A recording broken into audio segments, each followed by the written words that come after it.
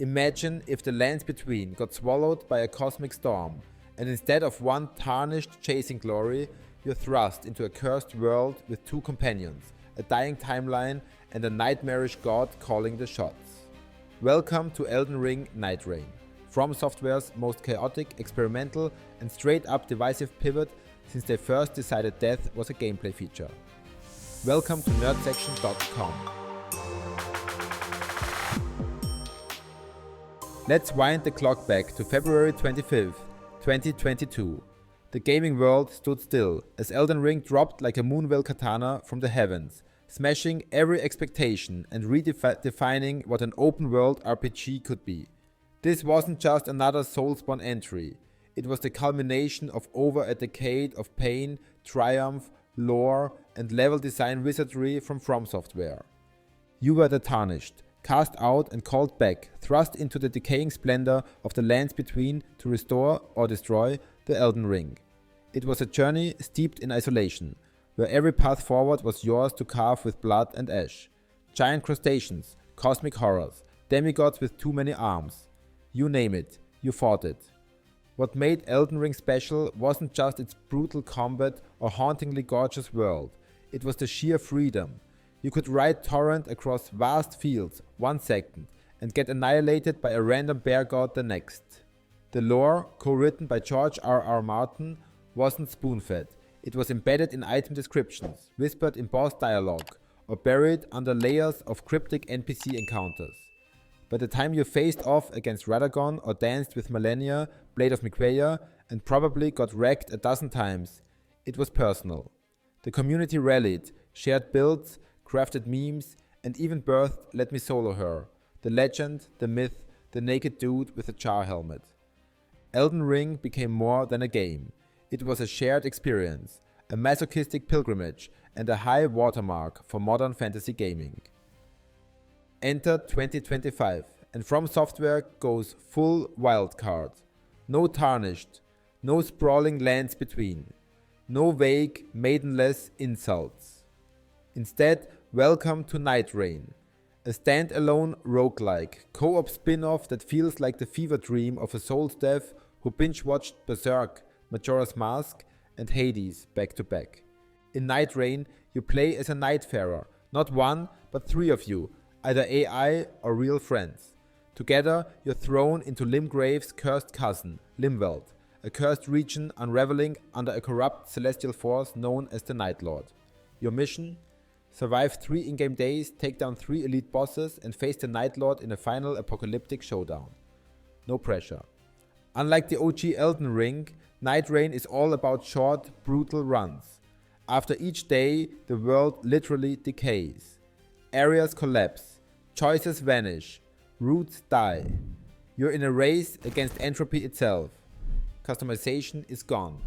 You now choose from 8 fixed archetypes like the Heavy Iron Eye or the Ranged Veil Piercer, each with bespoke movesets and build paths. These aren't blank slates, they're mini lore bombs with backstories, weaknesses, and fighting styles. Your progression resets every run, but relics let you carry forward some permanent power, a la Hades, but grimmer and way more cursed. Combat is slicker, movement is faster, there's no fall damage, and death isn't the end, it's the loop. Think Returnal meets Dark Souls, with a co-op spin and 0 hand-holding. It's brutal, it's dense, and it's unlike anything FromSoftware has done before. Now let's talk. The Soulspawn fanbase is split harder than a Pulsar 10 Zweihander through a hollow. On one hand, you've got the optimists, the ones vibing with the change, excited about co-op runs, and pointing out all the lore drops in the trailers.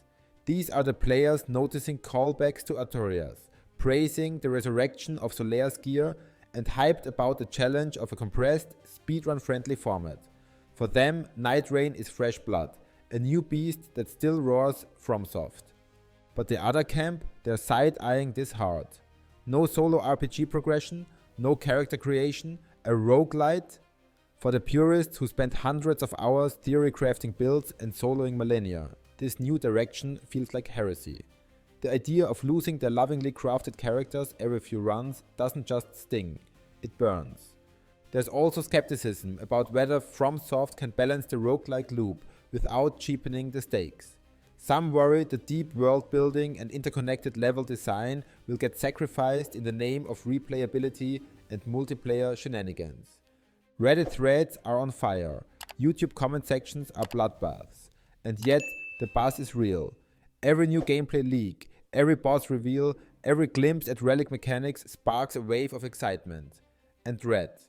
Whether NIGHTREIGN is a brilliant spin-off or a cautionary tale in overreaching will depend entirely on how it lands with both diehard fans and newcomers alike.